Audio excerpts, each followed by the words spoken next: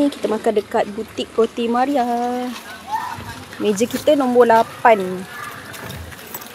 Ada sungai. Ada sungai lah, cantiknya.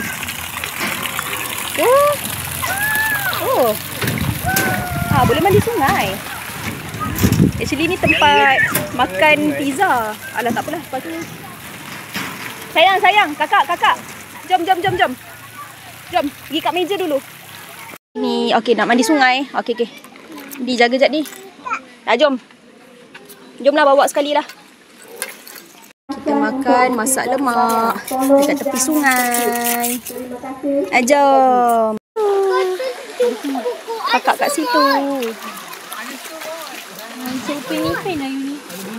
Wah, bestnya.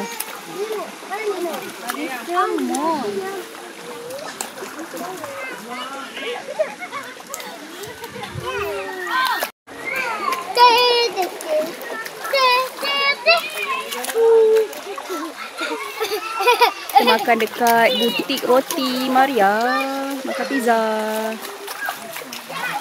Masak lemak.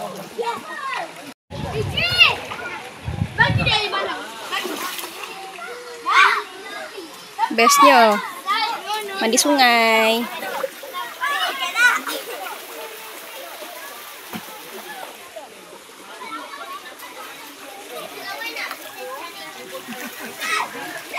Boleh makan-makan kat sini. Ada jual pizza, masak lemak cili api. Daddy makan kat atas tu.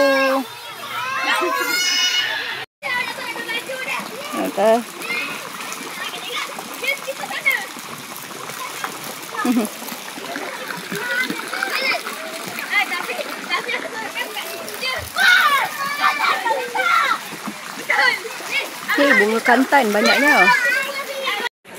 Neni, Tok Ya, belilah tanah dekat tepi sungai.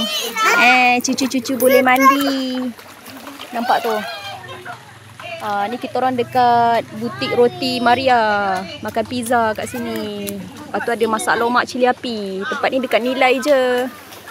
Nilai. Kita orang punya meja kat atas tu. Ni budak-budak main mandi sungai. Sambil makan dekat warung ni boleh mandi sungai.